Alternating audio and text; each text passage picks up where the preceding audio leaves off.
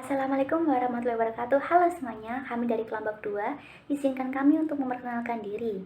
Yang pertama ada David Heriawan, NIM 3001. Yang kedua Retno Setiawati, NIM 3002. Yang ketiga Lina Alia, NIM 3009. Yang keempat NIM 3045, Rencika Aurel saya sendiri. Dan yang kelima adalah Linda Dwi, NIM 3046. Yang keenam Aditya, NIM 3050, dan yang terakhir yang ketujuh adalah Fergian NIM 6013. Latar belakang pengaturan. Tujuan pengaturan untuk mengakomodasi karakteristik kegiatan usaha bank umum syariah, bisa disebut juga dengan BUS, dan unit usaha syariah, bisa disebut juga dengan UUS, yang tidak sepenuhnya sama dengan perbankan konvensional dan dalam rangka memenuhi amanah UU nomor 21 tahun 2008 tentang perbankan syariah. Penerapan manajemen risiko pada BUS dan UUS disesuaikan dengan tujuan kebijakan usaha, ukuran dan kompleksitas usaha, serta kemampuan BUS dan UUS sejak tanggal 31 Desember 2013. Fungsi, tugas, dan wewenang pengaturan dan pengawasan beralih dari Bank Indonesia ke Otoritas Jasa Keuangan. Bab 1 yaitu ketentuan umum. Dalam peraturan Otoritas Jasa Keuangan ini dimaksud dengan 1, yaitu bank adalah bank umum syariah dan unit usaha syariah. 2, bank umum syariah yang selanjutnya disebut BUS adalah bank umum syariah sebagaimana dimaksud dalam Undang-Undang Nomor 21 Tahun 2008 tentang Perbankan Syariah. Nomor 3 yaitu unit usaha syariah yang selanjutnya disebut UUS adalah unit usaha syariah sebagaimana dimaksud dalam Undang-Undang Nomor 21 Tahun 2008 tentang Perbankan Syariah. 4, perusahaan anak adalah badan hukum atau perusahaan yang dimiliki atau dikendalikan oleh BUS secara langsung maupun tidak langsung, baik di dalam maupun di luar negeri, yang melakukan kegiatan usaha di bidang keuangan, yang terdiri dari A, perusahaan subsidiari atau subsidiary company, yaitu perusahaan anak dengan kepemilikan BUS lebih dari 50%. B, perusahaan partisipasi, yaitu participation company, adalah perusahaan anak dengan kepemilikan BUS 50% atau kurang, namun BUS memiliki pengendalian terhadap perusahaan. C, yaitu perusahaan dengan kepemilikan BUS lebih dari 20% sampai dengan 50% yang memenuhi persyaratan, yaitu 1, kepemilikan BUS dan para pihak lainnya pada 2 kali perusahaan anak adalah masing-masing sama besar, dan 2, masing-masing memiliki pemilik melakukan pengendalian secara bersama terhadap perusahaan anak. Selanjutnya bab 2 yaitu ruang lingkup manajemen risiko. Pasal 2, bank wajib menerapkan manajemen risiko secara efektif. Untuk BUS dilakukan secara individu maupun konsolidasi dengan perusahaan anak. Untuk UUS dilakukan terhadap seluruh kegiatan usaha UUS yang merupakan satu kesatuan dengan penerapan manajemen risiko pada BUK. Pasal 3 yaitu penerapan manajemen risiko paling sedikit mencakup A, pengawasan aktif direksi, dewan komisaris, dan dewan pengawas syariah. B, kecukupan kebijakan dan prosedur manajemen risiko serta penetapan limit risiko. C, kecakupan proses identifikasi, pengukuran, pemantauan, dan pengendalian risiko serta sistem informasi manajemen risiko. Dan D, sistem pengendalian intern yang menyeluruh. Yaitu selanjutnya pasal 4, penerapan manajemen risiko wajib disesuaikan dengan tujuan kebijakan usaha, ukuran dan kompleksitas usaha, serta kemampuan bank. Pasal 5, 1, risiko sebagaimana dimaksud dalam pasal 3 mencakup A, risiko kredit, B, risiko pasar, risiko likuiditas, resiko operasional, E. resiko hukum, F. resiko reputasi, G. resiko strategik, H. resiko kepatuhan, I. resiko imbal hasil rate of return risk, dan yang terakhir resiko investasi equity investment risk. 2. Bank wajib menerapkan manajemen resiko untuk jenis resiko. Yang selanjutnya yaitu bab ketiga, pengawasan aktif direksi, Dewan Komisaris, dan Dewan Pengawasan Syariah. Bagian ke-1 yaitu umum. Pasal 6, bank wajib menetapkan wewenang dan tanggung jawab yang jelas pada setiap jenjang jabatan yang terkait dengan penerapan manajemen risiko. Selanjutnya bagian kedua, wewenang dan tanggung jawab direksi. Pasal 7. Yang pertama, wewenang dan tanggung jawab sebagai dimaksud dalam pasal 6 bagi direksi paling sedikit mencakup A. Menyusun kebijakan dan strategi manajemen risiko secara tertulis dan komprehensif. B. Bertanggung jawab atas pelaksanaan kebijakan manajemen risiko dan exposure risiko yang diambil oleh bank secara keseluruhan. Yang C. Mengevaluasi dan memutuskan transaksi yang memerlukan persetujuan direksi. Yang D. Mengembangkan budaya manajemen risiko pada seluruh jenjang organisasi. E. Memastikan peningkatan kompetensi sumber daya manusia yang terkait dengan manajemen risiko. Yang selanjutnya F. Memastikan bahwa fungsi manajemen risiko telah beroperasi secara independen. Dan yang G. Melaksanakan kaji ulang secara berkala untuk memastikan yang pertama, keakuratan metodologi penilaian risiko. Yang kedua, kecukupan implementasi sistem informasi manajemen risiko. Dan yang ketiga, ketepatan kebijakan dan prosedur manajemen risiko serta penetapan limit risiko. Yang kedua yaitu dalam rangka melaksanakan wewenang dan tanggung jawab sebagaimana dimaksud pada ayat 1, direksi harus memiliki pemahaman yang memadai mengenai resiko yang melekat pada seluruh aktivitas fungsional bank dan mampu mengambil tindakan yang diperlukan sesuai dengan profil resiko bank. Yang ketiga, wewenang dan tanggung jawab direksi sebagai dimaksud pada ayat 1 untuk UUS dilakukan oleh direksi. Bagian ketiga adalah wewenang dan tanggung jawab Dewan Komisaris. Pasal 8, wewenang dan tanggung jawab sebagaimana dimaksud dalam pasal 6. Bagi Dewan Komisaris paling sedikit mencakup A. Menyetujui dan mengevaluasi kebijakan manajemen risiko, dan B. Mengevaluasi pertanggungjawaban direksi atas pelaksanaan kebijakan manajemen risiko sebagaimana dimaksud dalam huruf A. Dan bagian keempat yaitu wewenang dan tanggung jawab Dewan Pengawas Syariah. Pasal 9, wewenang dan tanggung jawab sebagaimana dimaksud pada pasal 6 bagi Dewan Pengawas Syariah paling sedikit mencakup A. Mengevaluasi kebijakan manajemen risiko yang terkait dengan pemenuhan prinsip syariah, dan yang B. Mengevaluasi pertanggungjawaban direksi atas pelaksanaan kebijakan manajemen risiko yang terkait dengan pemenuhan prinsip syariah sebagaimana dimaksud dalam huruf A. Terima kasih. Selanjutnya, pada bab 4, yaitu merupakan kebijakan dan prosedur manajemen risiko serta penetapan limit risiko. Bagian ke-1, kebijakan manajemen risiko. Pada pasal 10, kebijakan manajemen risiko sebagaimana dimaksud dalam pasal 3 huruf B paling sedikit memuat A. Penetapan risiko yang terkait dengan produk dan transaksi perbankan. B. Penetapan penggunaan metode pengukuran dan sistem informasi manajemen risiko. C. Penentuan limit dan penetapan toleransi risiko. D. Penetapan penilaian peringkat risiko.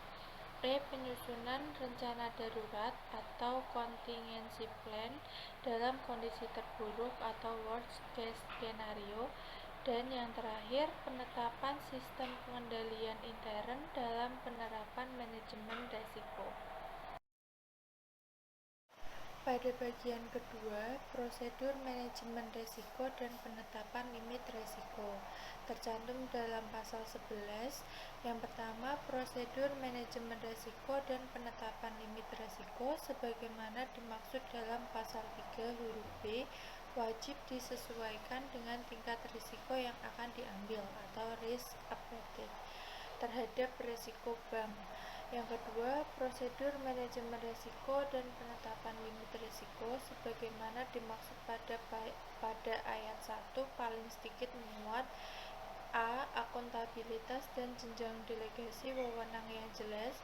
B. Pelaksanaan kaji ulang terhadap prosedur manajemen risiko dan penetapan limit risiko secara berkala.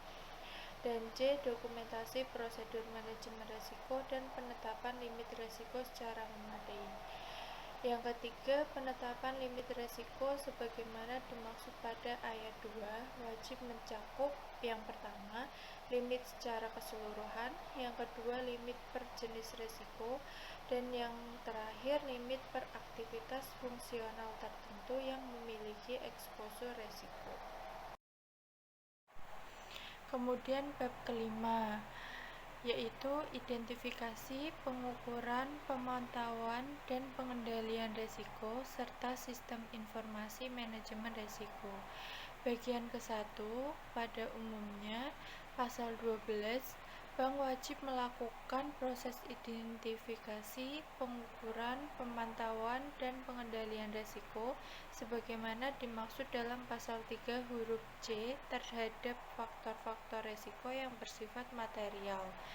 Yang kedua, pelaksanaan proses identifikasi, pengukuran, pemantauan, dan pengendalian risiko sebagaimana dimaksud pada ayat 1 wajib didukung oleh yang pertama, sistem informasi manajemen yang tepat waktu, dan yang kedua, laporan yang akurat dan informatif mengenai kondisi keuangan, kinerja aktivitas fungsional, dan eksposur risiko bank.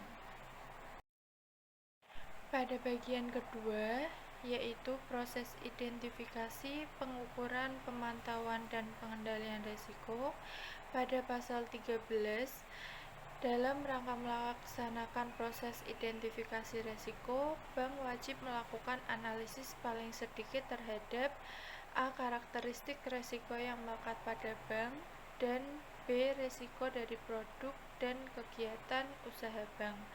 Yang kedua, dalam rangka melaksanakan pengukuran risiko, bank wajib paling sedikit melakukan yang pertama, evaluasi secara berkala terhadap kesesuaian asumsi, sumber data, dan prosedur yang digunakan untuk mengukur risiko. Dan yang kedua, penyempurnaan terhadap sistem pengukuran risiko dalam hal terdapat perubahan kegiatan usaha bank, produk, transaksi, dan faktor risiko yang bersifat material yang dapat mempengaruhi kondisi keuangan bank. Yang ketiga, dalam rangka melaksanakan pemantauan risiko, bank wajib paling sedikit melakukan A. Evaluasi terhadap eksposur risiko, dan B. Penyempurnaan proses pelaporan dalam hal terdapat perubahan kegiatan usaha, produk, transaksi, faktor risiko, teknologi informasi, dan sistem informasi manajemen risiko bank yang bersifat material. Yang keempat, bank wajib melaksanakan proses pengendalian risiko untuk mengelola risiko tertentu yang dapat membahayakan kelangsungan usaha bank tersebut. Dan yang terakhir, pelaksanaan proses pengendalian risiko sebagaimana dimaksud pada ayat 4 harus sesuai dengan prinsip syariah. Selanjutnya akan dilanjutkan oleh teman saya. Bagian ketiga, sistem informasi manajemen risiko. Pasal 14 ayat 1 menjelaskan bahwa sistem informasi mencakup manajemen risiko sebagaimana dimaksud dalam pasal 3 huruf C.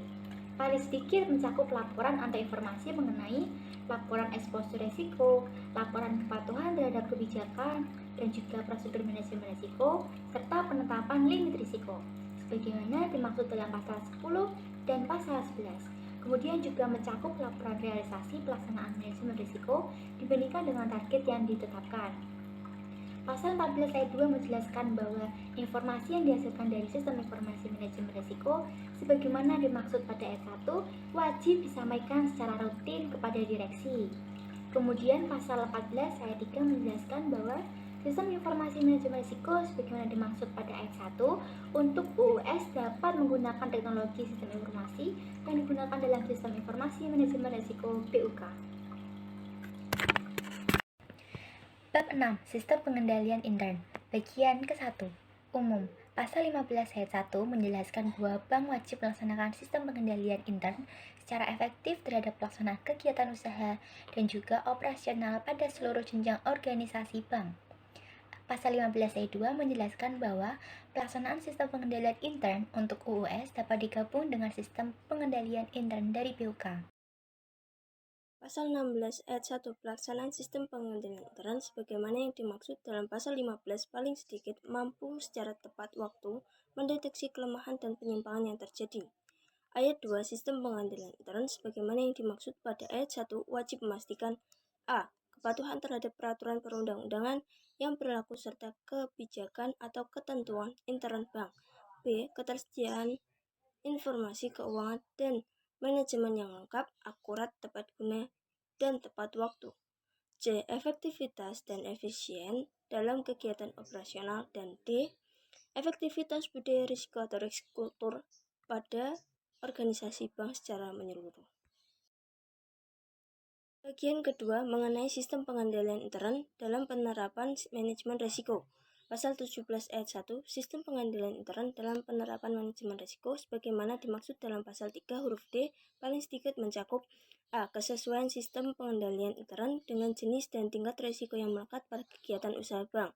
B. Penetapan wewenang dan tanggung jawab untuk pemantauan kepatuhan kebijakan dan prosedur manajemen risiko serta penetapan limit risiko sebagaimana dimaksud dalam pasal 10 dan pasal 11. C. Penetapan jalur pelaporan dan pemisahan fungsi yang jelas dari kesatuan kerja operasional terhadap satuan kerja yang melaksanakan fungsi pengendalian. D. Struktur organisasi yang menggambarkan secara jelas kegiatan usaha bank. E. Pelaporan keuangan dan kegiatan operasional yang akurat dan tepat waktu. F. Kecukupan prosedur untuk memastikan kepatuhan bank terhadap peraturan perundang-undangan yang berlaku. G. Kaji ulang yang efektif, independen, dan objektif terhadap prosedur penilaian kegiatan operasional bank. H. Pengajian dan kaji ulang yang memadai terhadap sistem informasi manajemen risiko. I. Dokumentasi secara lengkap dan memadai terhadap prosedur operasional, cakupan dan temuan audit, serta tanggapan pengurus bank berdasarkan hasil audit. Dan J. Verifikasi dan kaji ulang secara berkala dan berkesinambungan terhadap penanganan kelemahan-kelemahan bank yang bersifat material dan tindakan pengurus bank untuk memperbaiki penyimpangan-penyimpangan yang terjadi. Ayat 2. Penilaian terhadap sistem pengendalian intern dalam penerapan manajemen risiko sebagaimana yang dimaksud pada ayat 1 wajib dilakukan oleh satuan kerja audit intern. Bab 7 mengenai organisasi dan fungsi manajemen risiko. Bagian ke-1 umum. Pasal 18 ayat 1 dalam rangka pelaksanaan proses dan sistem manajemen risiko yang efektif sebagaimana dimaksud dalam pasal 2, bank wajib membentuk A. Komite manajemen risiko dan B. Satuan kerja manajemen risiko. Ayat 2 Komite manajemen risiko dan satuan kerja manajemen risiko sebagaimana dimaksud pada ayat 1 untuk UUS dapat dibentuk secara tersendiri atau digabungkan dengan BUK sesuai dengan ukuran dan kompleksitas usaha UUS serta risiko yang melekat pada UUS. Bagian kedua mengenai Komite Manajemen Risiko. Pasal 19 ayat 1 Komite Manajemen Risiko sebagaimana yang dimaksud dalam pasal 18 ayat 1 huruf A untuk BUS paling sedikit terdiri dari A. Mayoritas keanggotaan direksi yang salah satunya adalah direktur yang membawakan fungsi kepatuhan dan B. Pejabat eksekutif terkait. Ayat 2 dalam hal Komite Manajemen Risiko untuk UUS sebagaimana yang dimaksud dalam pasal 18 ayat 2 dibentuk secara tersendiri, maka keanggotaan Komite Manajemen Risiko UUS paling sedikit terdiri dari A. Direktur UUS, B. Direktur yang membawakan fungsi patuhan PUK, dan C. Manajemen eksekutif terkait.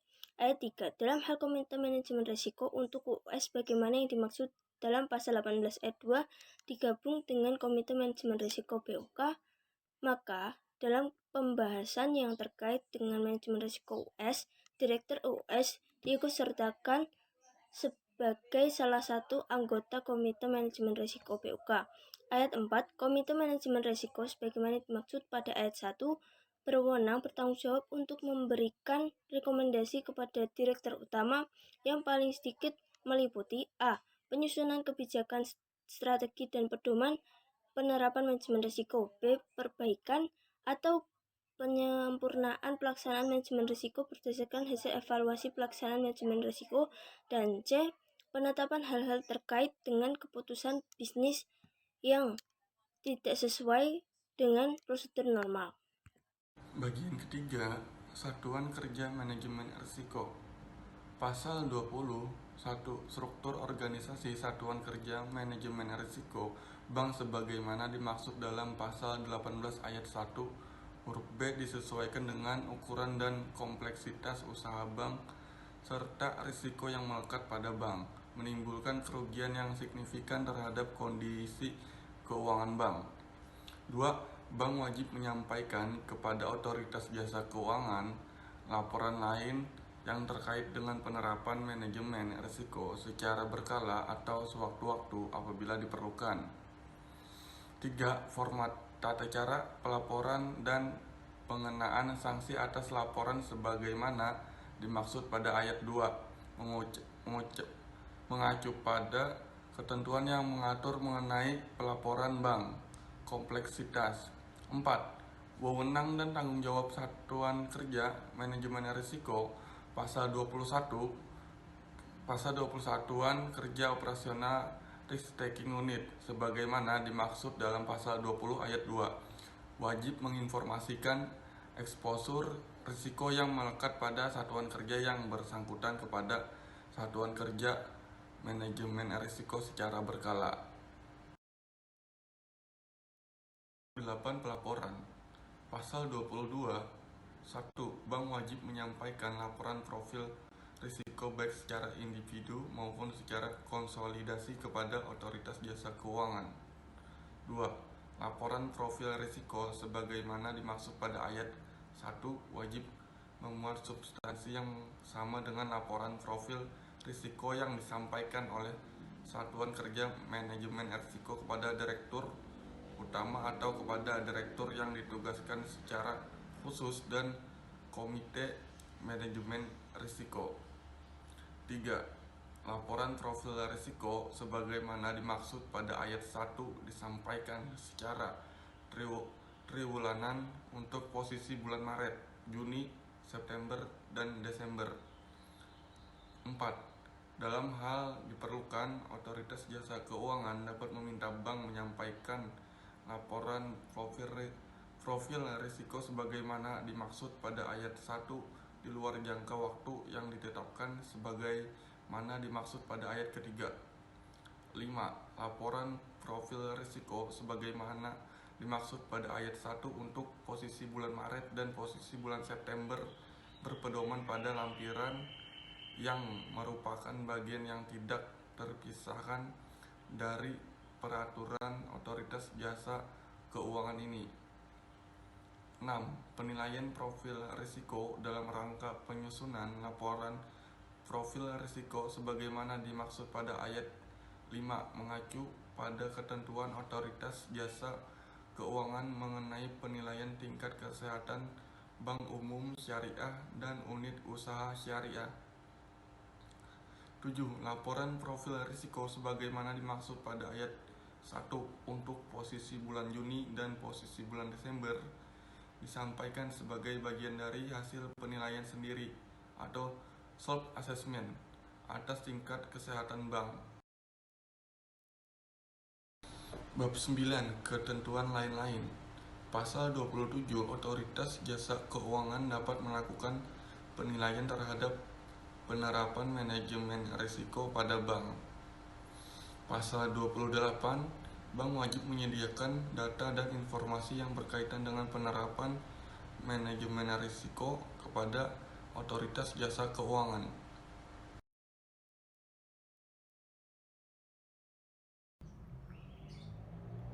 Bab 10 mengenai tentang sanksi.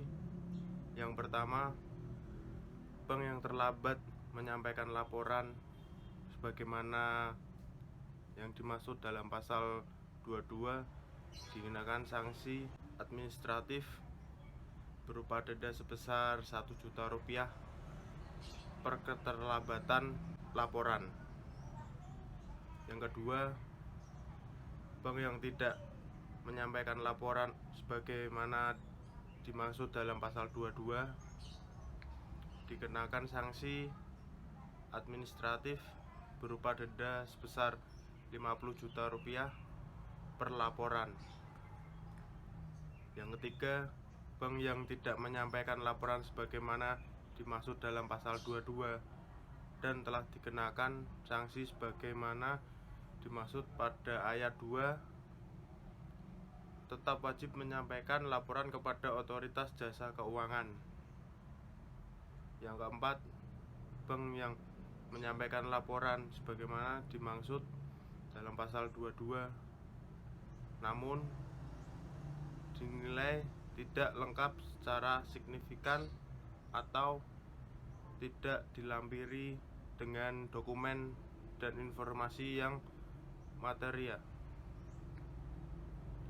Yang kelima, bank dikenakan sanksi sebagaimana dimaksud pada ayat setelah.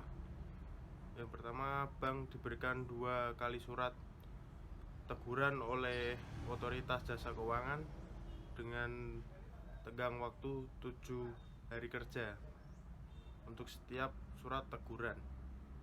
Kedua, bank tidak memperbaiki laporan dalam jangka terakhir 7 hari kerja setelah surat teguran terakhir.